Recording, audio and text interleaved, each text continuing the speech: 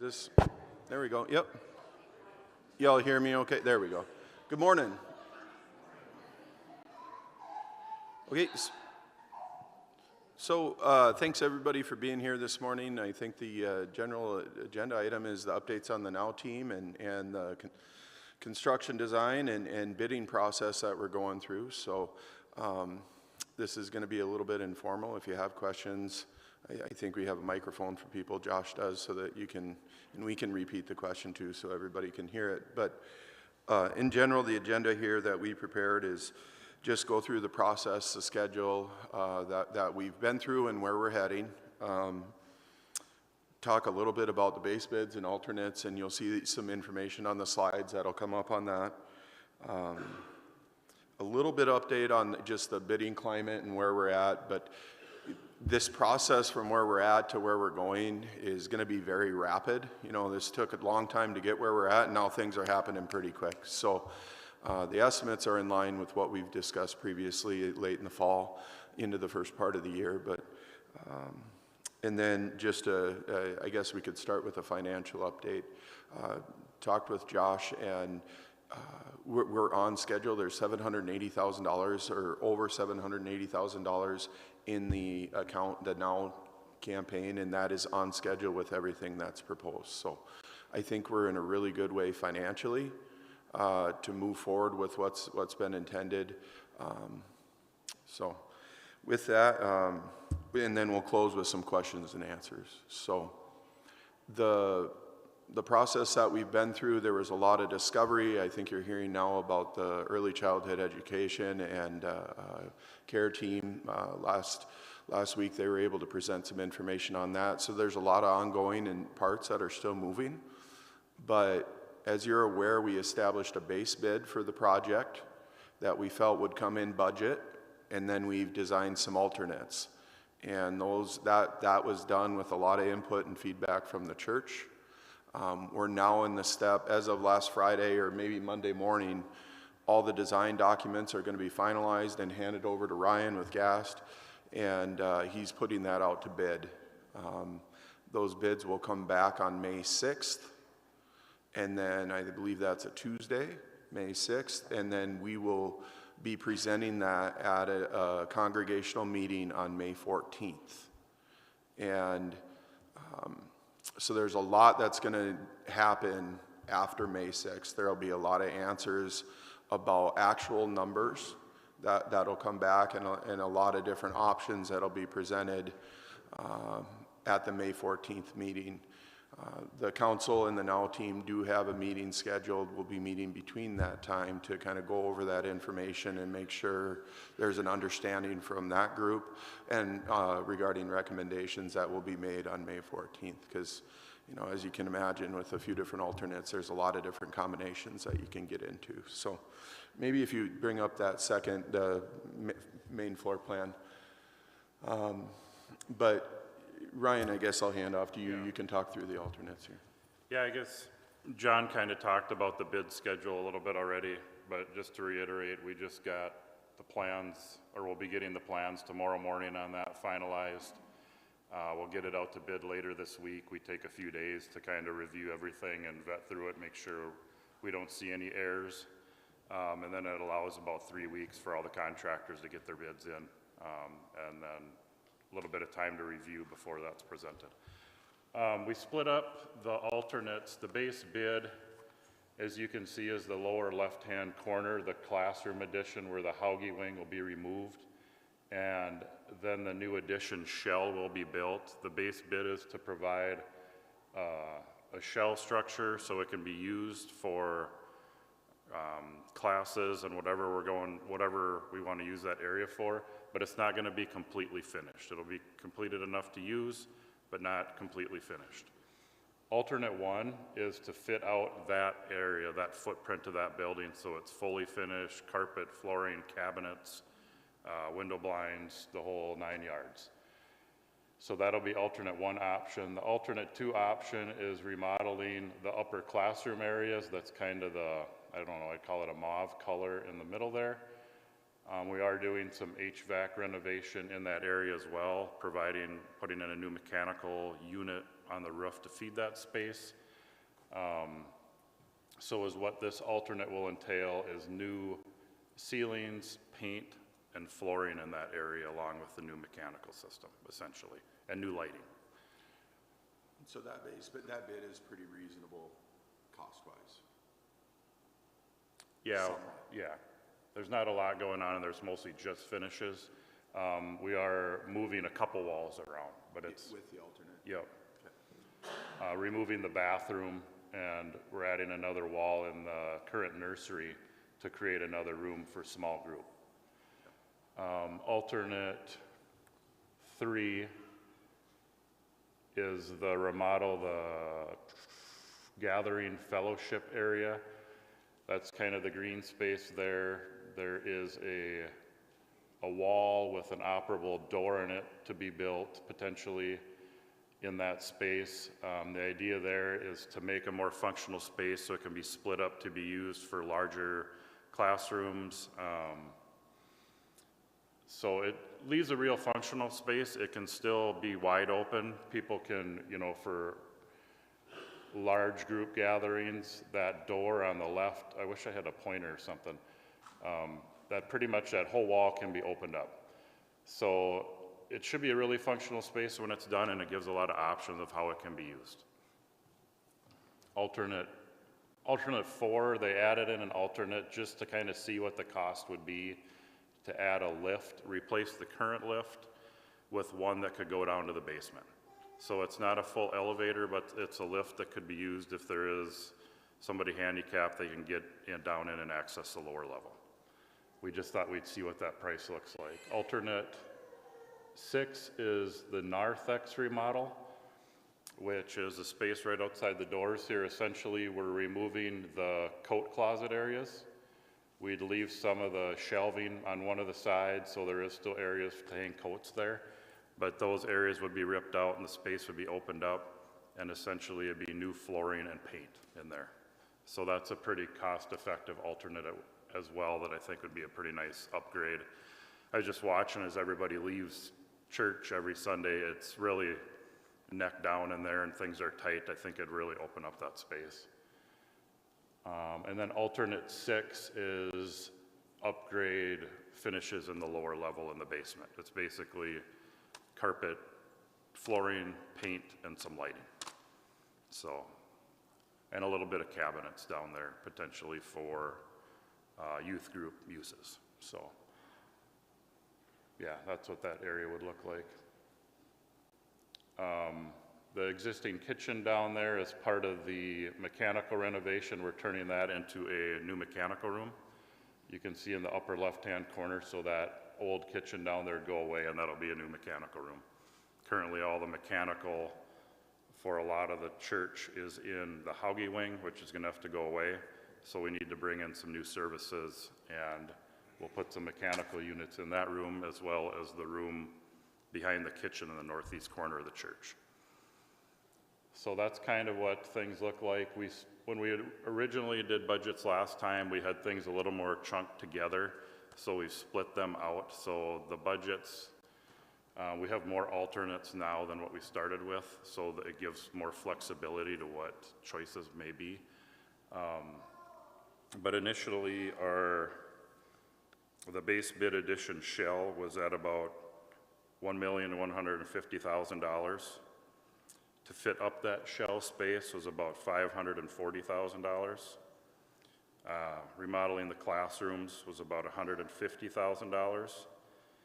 And then the kind of gathering fellowship area out here was about $98,000, but that didn't totally incur a big operable wall and everything in the fellowship remodel. So once we get the final numbers in, we'll know exactly what all those things are gonna cost. So it's kind of budgetary at this time till we get the bids out and see where things are.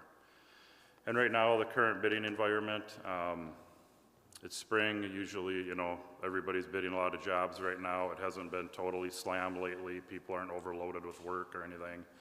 We were seeing a lot of numbers come in on projects, so I think it's a pretty good time to bid it. There are some, with tariffs and things, there's some wild cards out there depending on how things go the next few weeks with that, who knows, So we'll see how the numbers come in, and then the decisions can be made after that.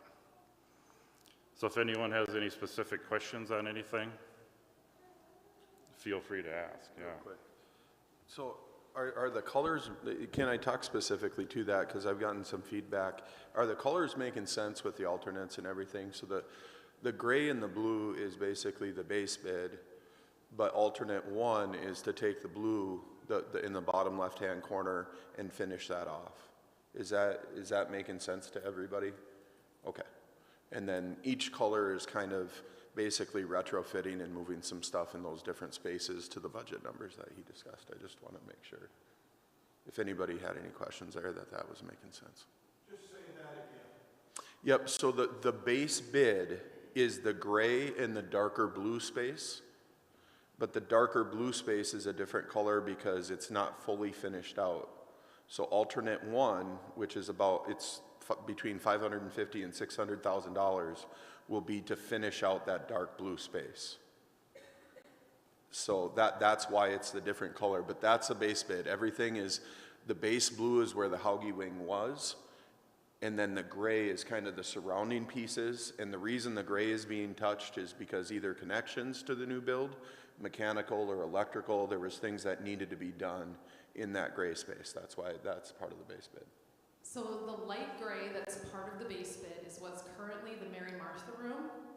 What's that hallway that goes back into the Hauge wing from the fellowship hall? By the bathrooms in the office that goes back to Hauge, and like the window area that looks over the courtyard. So those light gray areas, just when you think about our building, the light gray Mary Martha room, hallway by the kitchen, and then that hallway and steps that goes back to Hauge and the education area, that's base bid. That's included no matter what we do. As well as my office and Micah's office, Pastor Micah office is here, if you didn't know that, and the conference area. So those three spaces in the office are part of the base bid because of what John just said. They have to be done. The exterior of the new addition is all base bid. It's when we get to that dark gray, that's finishes. But that's also part of what Megan and the panel shared last week could be helped with some grants. And so that darker grayish green, some of those finishes are what they talked about last week with our panel that would be part of grants or things that we can apply to finish that. So I just so people kind of understand where we're, and hopefully with the chaos, the lovely, beautiful mess of chaos it was today, we see the value of some narthex work. I mean, just because that's how it is more and more often. And if you've been here for a funeral at any time in the last 2-3 years, there's just no space to move really, and so there's value to looking at that base bit, or that remodel part. So last thing before we open it up to Q&A, I think, in a perfect world, we're really surprised on May 6th, and, everything's under $2 million, and we can do everything that our hearts desired, right? But in reality, I think there's a lot of strength and good planning that went into the project to bid it this way. And the reasoning behind that is, even if we don't award the project now, as the church's needs continue to grow and move on, we're going to have very good, for May 6th, exact budget numbers to understand what that would cost us as our needs to continue to grow. And so, the red or mauve color in the middle, as youth ministry and Christian ministry needs are, and they need some spaces adjusted, we're going to understand what those costs are. To open up the narthex, we understand what those costs are as those desires become fruition. So even if we don't award it on May 14th, it's still really good that we did that as part of the process. So with that, anything else from okay, open it up to Q&A if anybody has any questions. That's what we're here for. We just want the live stream to be able to hear you, Tim. Oh, my God. So as far as the dark gray or the dark blue that you called it, Bottom left, yep. Bottom left. So if that is just a shell, because we're taking the toilets out of the mauve colored, is that a done deal that the toilets come out of the mauve colored area? The toilets stay in the mauve colored area, If we don't do the, regardless, either way. okay. So what I was wondering is if that didn't happen, do we have enough toilets if we don't finish the Hauge wing? Because there are currently toilets in the Hauge wing. And that light gray would indicate if we didn't approve the finishes, that there wouldn't be toilets in that wing as it existed. Ryan, for the mic here. Yeah, so currently the toilets stay in the mauve color area regardless. Those, no matter what alternates are taken, those don't get removed, they stay as is. The toilets in the addition, since it's not fit up, currently we don't think that they're gonna be required until that future phase is completed. So there are some toilets that go away in the Hauge addition. If we needed to, we could fit up the one probably closest to the office to suffice, and that was talked about some, but we think that's probably okay as is right now.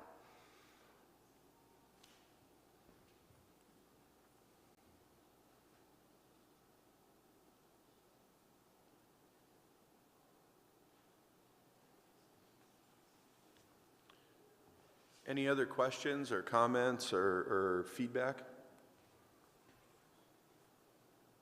Okay, so where the daycare could potentially be, are we hoping, like, so if we decide that that's like, we need to finish that, we vote to make that the alternate that we fix or finish, but then keep applying for grants, could we, like, what if it's covered by grants at that point? Do we have to do one or the other, or can that money then roll over into a different alternate?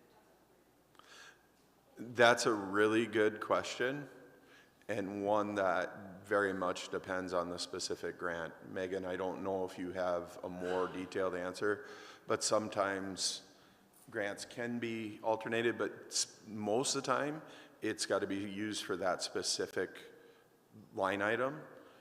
But that's, you know, I know of a grant for sure, a community block grant that's right around $500,000-$600,000. So it's not accidental with the finishing costs. That's somewhat intentional. That maybe we could, and there's a matching portion of it with us building the new space could show really well as well. So that's somewhat intentional. So, but Megan, go ahead. John answered it very well. Depending on the specific grant that we get or grants, a lot of times they need to be specifically to the project.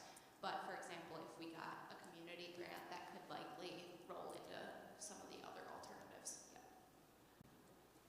And the odds are very high that we would be able to fairly, truthfully, and honestly make the argument that the entire building would be used for childcare in some capacity. Like the addition will obviously be the childcare spaces, but the entire building will be used for childcare. The kids will have to eat in the fellowship hall, or you know there'll be meals. So and like if there's, we'll have to have a certain square footage of outdoor space, but there also is indoor space, and so there would be just what the steering team and council will continue to work on is how would the spaces be utilized for childcare during the week, all of them, not just the rooms. So, yeah. I think just to clarify though, like, I think what Chrissy was asking is, okay, so 14th comes around, our congregation votes on finishing that alternate space, and then down the road we get a grant, and we didn't vote for any other alternatives. Where would that money go if we voted for that alternative, the childcare, but then get a grant? Do you know what I mean? Do we have to re-vote for another alternative, or can we use that money that we originally voted on even though we got a grant? Do you know what I'm saying? Yeah, yeah. The grant would go for the daycare, yes, yep. But then what if we have $500,000 and the congregation's like, well, now let's do something else because we have this grant? Yeah, so the question for people online is, if we approve the 500,000 or 550 expenditure and then a grant comes in to replace that, what do we do with that 550, 600? I'm not on council, I don't know the bylaws that well, but I believe you'd have to go back to the congregation to spend it elsewhere. Yep. And I think that's okay, and that's the point, is that's why we have the alternates. We did prepare for that situation, because we now have the alternates, we know what we could spend it on, you know, and stay in that total budget that the congregation wants. But, yeah, so. And then I just want to make a comment. I do appreciate the addition of the alternate of a lift.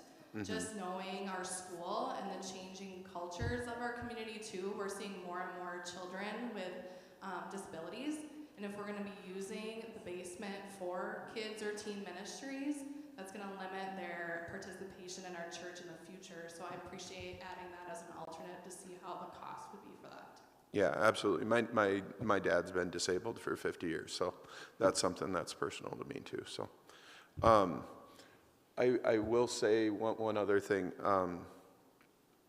The you know, Christian ed team that's been working on this, I think Rachel, you're, you know, and Chrissy and Megan and Lindsay, and there's others I know, have been doing a phenomenal job. So the congregation needs to know that and give them props, because they've been doing a great job. So. Yeah, and the more you dig into something, the more you know that you don't have all the answers, right? It's the Dunning-Kruger effect, right? So we're down in the bottom right now, and I think in 6 months, they're gonna know things that they don't know today. And I think doing the alternates the way that we did give them some options as well. So, yeah, anyways, go ahead. I know when we met, we've met a few times between now and property team, and I'm just wondering if you can speak to a little bit, there's been some concern about changing the fellowship hall and doing some breaking down of that space. And so I'm wondering if you can speak a little to what the benefits are, but also how that would continue to be used. I know, Ryan, when we were here, you and I talked a little bit about how where that coat room could be like a natural walkway to where people get meals, you know, but just trying to think about, but there is concern when we do have large events that having that sectioned off would take away from our ministry. But on the other hand, if you are here Wednesdays, there's benefit to it. So I'm just wondering if you can speak a little bit to how it would still be functional and why that's one of the pieces we're looking at as an alternate. Yeah, do you have a laser pointer by chance? I don't. Okay. I could just go point. So let me take my best stab at walking through this again.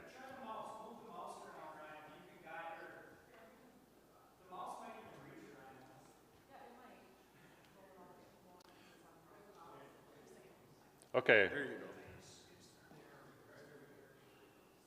So basically, the idea here was to try to provide a more functional, useful space where we can still have the same large gathering capacity, but it can be divided off when we're doing confirmation and other smaller, you know, medium group activities. If you go through there now on a Wednesday night, there's teachers teaching a group of kids in one end of the space. There's people gathering on another end of a space, maybe having coffee. So there's a lot of different things going on, and there was a lot of feedback from those teachers out there that this just isn't a very functional space to try to teach in. So the idea was to try to provide a space that is very multifunctional. So we're hoping that these existing coat closets could go away potentially, and we provided a walkway between the existing, let's say the mauve color, and that gathering room that would be added. So there would be some coat shelving in there, coat racking in there where people could put their coats, and then there would be a walkway space that people could go from the narthex into the fellowship hall, which without bothering the new gathering room, I think it's called, or I believe that's what it says up there. So if you're looking at the plan, the way it sits, on the left side of the new gathering room that's built, that left wall is almost all a fully operable partition that'll be completely opened up, and you can shove it all the way to both sides. The panels will be stacked probably 4 to 6 feet on each end. So other than the 4 to 6 feet on each end, that whole space can be opened up to the current fellowship hall. So if they're doing a confirmation or something in there, that can be closed off. And if there's a larger event going on, that can all be opened up. So the thought was to make that as functional as possible. The way that existing addition was built in 2001 or 2 when that was done, there's some soffits in there in between the 2x2 acoustical ceiling. So the architect kind of lined up these new walls with that, so it makes it pretty cost effective to build. And they kind of use some of those existing columns in those spaces as well. So it fits in there pretty good, and I think it should provide a good multi-use area, was the plan. So Ryan, question, we can cross-use spaces like this, and so there's remodel costs to cross-use like a large gathering space and then partition it off. What's the price of that versus just building a smaller space that's usable? Are we talking $300 a square foot for that, and then $100 a square foot to or less? Yeah, maybe even? less even, yeah. Yeah. I mean, it really takes, I guess is what John's getting at, is we give, if you're gonna add space, it's $300-400 a square foot to add space onto a building, where if you can provide a space that's more multifunctional with some remodeling, yeah, you're more looking at $75 or $50 a square foot to add some walls. So it does make it, and even when we were going through the process, I was one that I'm like, breaking up the fellowship hall, I don't know, I was kind of questioning that, but as we went through it and hearing everybody's concerns and the why, and then seeing what the architect came up with, I really liked it, because we're not really taking away hardly any square footage, because you still need room to walk to get to the fellowship hall, and this kind of gives a clear path. So I feel like we're creating a whole extra space without taking away much square footage from the usable space for large gatherings, I think it's a good way to do it.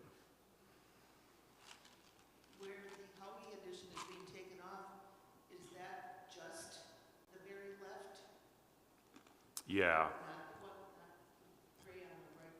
So the Hauge wing is roughly, if you see the 2 classrooms on the left-hand side of the darker gray, and maybe the corridor along with it, there is currently a space between the offices and the existing Hauge wing.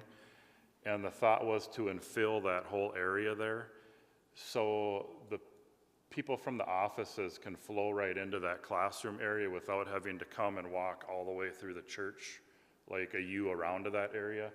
It just provides more functionality for people from the offices can flow into that classroom area without having to walk all the way around. And it makes good use of the space instead of having that little area with no building there. So is there basement underneath the Howgie addition? No basement underneath the addition. So the child care is on one level? Correct. So that, the existing Hauge wing is the existing Hauge wings is close to 4 feet higher than the elevation of the rest of the church, so we'll be bringing that down so everything will be the same level except for this upper classroom area. I just have a question about where our choir gowns, music, bells, everything else, where do they get stored? And is there a place that we can practice our bells relatively close to? Yeah, that was talked about and thought through, and there's some rooms, I guess if you look to the left of the restrooms in the MAV area, there's one of those rooms that's designated for storage of that stuff. And I don't know where you currently practice there, but there is a large... Mary Martha usually. Okay, so there's a multi-purpose room that's going to take the place of the Mary Martha room, right also to the left of that area. So it's, right there. So that's kind of the room that would take the place of the Mary Martha room. And the doors, just for Gail, and the doors of the choir robe and bells in storage space was intentionally put on that side, and then there's a door into the multi-purpose room so that it's a straight. I just saw like a yes. And so it's basically what we're doing is flip-flopping the choir robe space to the Mary Martha, so that that multi-purpose room has an exterior window Yep. and is a meeting space. We just had somebody in here Wednesday asking about Alcoholics Anonymous. And so that space is really intentional to be utilized out, and everything in that square footage can be locked down so the church can be utilized by outside groups without needing access to the whole building. But for the choir robe room, and they looked at our dimensions and the way that that space is used, so that that space that the arrow is on right now goes directly, there's a straightaway into the multi-purpose room, so. I just have more so a comment regarding the fellowship hall. So when we did my dad's funeral, we did it at Holly Alliance in Detroit Lakes, and their fellowship hall is set up similar to the alternate, where they have a capability of shutting the door to allow like a family alone time space, and then they were able to open it up and use it for when we did like the dinner, the luncheon, which was really convenient because obviously we want to be able to have that private moment with family before the big, the funeral event. So I really appreciate that alternate too, because it was super convenient when we did my dad's funeral at that church, and it was set up the same way. And that's pastorally, that's the vision that's part of that vision for the fellowship hall, is just having done funerals here for now 5 years, having a space that is easily accessible to the sanctuary, that families can just steal away into for a moment. And that's like, so you see the double doors, and it would be kind of a natural space for families to meet, but not be far removed. They can just go in there, they can have their items in there, the back doors could still be open so the service groups can be preparing, but there's a little bit of privacy. Like I know when Ross passed away, we had family back in the Mary Martha room, but we had little kids and stuff like that, so part of that is pastoral, having that right there so we can gather family, they can come in and come out, be close to bathrooms. So it's multi-purpose for confirmation, but also thinking about what families need as well. How about additional storage, like for the Altar Guild has a lot of stuff that comes in and out of the sanctuary during the course of the year, and they've got it stuck in every nook or cranny in the building. Is there going to be a designated storage room for everything that's underneath these stairs and everything that's tucked upstairs behind you? You know, one thing with the mechanical renovation, we're pulling mechanical units out of 2 storage rooms, one in the very northeast corner of the building. That new unit will be on the roof. That opens up that space for a storage room versus a mechanical space. We still are going to put, there's still going to be some equipment in there, but it opens up most of that room. Same thing goes for the basement, there's a mechanical room in the basement, right underneath the back corner of the narthex here. That unit is going to be going on the roof as well, so that opens up a current mechanical room into storage space as well. So with those spaces being opened, we didn't feel that there would be a lot more need for any storage in the new addition. There's one other storage room in there, but I think we're opening up quite a bit of square footage for storage. Right north of the bathrooms, the existing bathrooms, right, is the other storage? Storage, so right next to the existing parish shed, so it's hallway to the new addition, choir robes and bells, and then that space that the arrow's on now, that is a Christian Ed storage space for all of the random stuff that currently gets stored in Megan's office and my office. Would there be a specific Christian education storage space for a lot of those needs?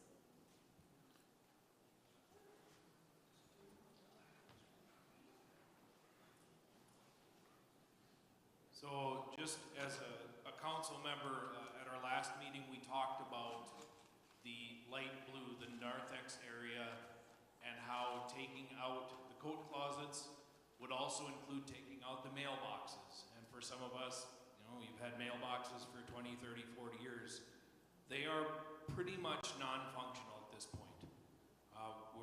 We're in the process of trying to look for somebody to do a lot of our digital content that Pastor Andrea does right now, but a vast majority of our communications are no longer mailed And if they are mailed, they're actually mailed to your physical residence, they're not put in your mailbox. So I get that there may be a concern like, well, geez, I don't have a mailbox anymore. They're really not that functional and a hugely important part of the church anymore, so yes, those will be gone if we approve the light blue alternate. And Tim, back to your point, you know, as stewards of the church's money, if we want to keep the mailboxes, that's $300 to $400 per square foot to put that space elsewhere, you know, and so it's a lot. We feel we're being better stewards by maximizing the space that we have versus adding it on elsewhere. So.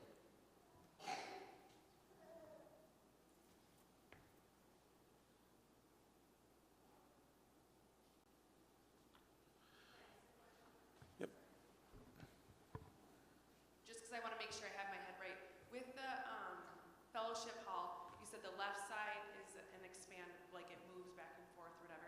On the right side there, I see doors. Can that also expand and contract too, so we can still have a big way to walk through there, or we can all like single through the other side there? Currently, there's a pair of double doors to go into that space, so we could prop open both sets of those double doors there to enter that area. But it's not, from there at that point, it's not any more expandable than that. So there'll be like a 6-foot wide opening through that area. Could those be shifted to be wider open? I mean, could we, look at that as we get deeper down into that? Is that possible that it would be able to be like a larger opening or a different? Yeah. That Yep. could be addressed? That's definitely an option, yeah.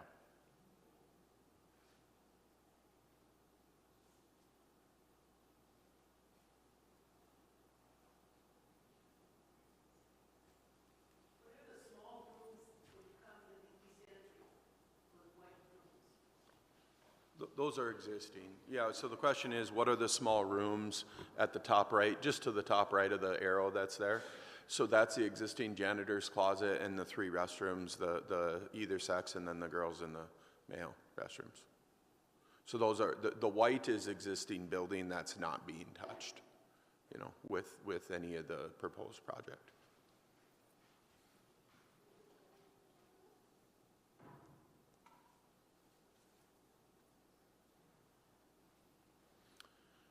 Any other questions, comments, feedback? You know, be thinking on what you like. I think there are some printouts. Otherwise, we have a PDF. I'm sorry, go ahead. I thought I heard somebody. This is available via PDF, so that you know, if there's something that comes to mind, I think there's a way to reach out online. Yep, and there's some hard copies in the back that are printed out if anybody would like a copy. You know, our goal is to be transparent with this, as it always has been, and you know, help get the best bang for the buck for the project. And you know, it's coming to fruition. A month from now, we're going to should be an exciting day, or 3 weeks, whatever we are, till the 14th. So, any other questions, comments?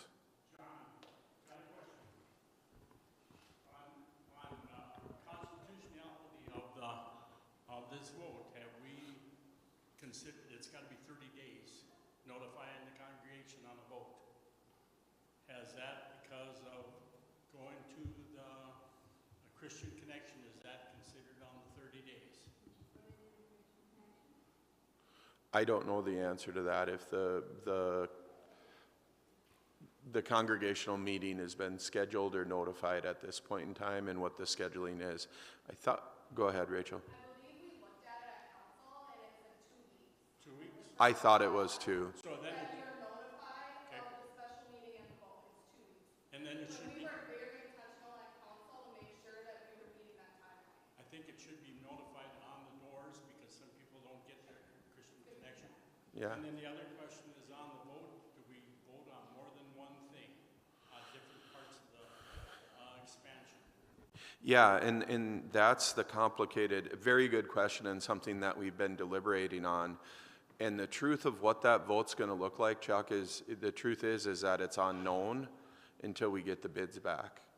I think we need to understand, you know, if our base bid is out of budget, are we even moving forward with the base bid? If the base bid is 300,000 under budget, you know, there's a lot of variables there that we need to pin down, and we will on May 6th, I believe. Yep, Tuesday, May 6th, and then Wednesday, May 14th. So that's why that meeting with the council and the NOW team is so important between then, because it's going to be processing all that and presenting what the options are. You can see with the 6 alternates, if you mix and match which ones you go with plus the base bid, there's 42 different things that you can do, and that's obviously not responsible to put 42 options in front of the congregation. So we'll know more after the bids come back on May 6th. Chuck, the plan for the notice as of our last NOW meeting was that a letter goes to the congregation. We looked at this at council, that a letter will go out to congregation on Monday, the 21st, which gets us 3 weeks. And because of all because of all these alternates, I believe, you can correct me if I'm wrong, council, that the initial vote will be on the base bid, and then part of that meeting will be talking about the alternates and determining, letting the congregation make motions. Does that sound right to my minutes takers over there? But it's tricky. But yeah, we know the letter's going out in time. I think the game plan is, because we just don't know what is going to come in, is that the NOW team and the Vision Council have a joint meeting that we're working on scheduling to look at everything and try to come perhaps with some recommendations to the congregation on, based on what we're looking at, this is what we would recommend, just as a starting point for the congregation then to make their decisions. But it's just so much to sift through that we didn't, I think the discussions was not fair to bring it to the congregation and say, here you go, there's 7 different pieces we can mix and match. And so hopefully the goal of that meeting will be to say, okay, here are the things that we know we should probably take off, and here are the things that are still feasible. Does that sound what we? Yep.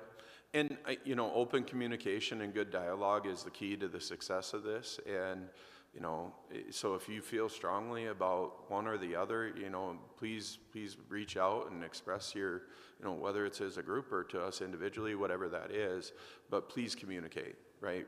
We feel like we've been communicating with the church as we put the project together, and that's where our focus is based on those communications. So please continue to do that and make sure that we understand the needs of the church as we think we do.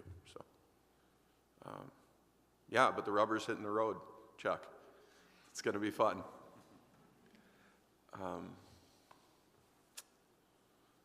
Anything else? Well, thank you everybody for the time. Thank you everybody who's putting time and energy into the project. It's been a lot of work and effort, and it couldn't have gotten here.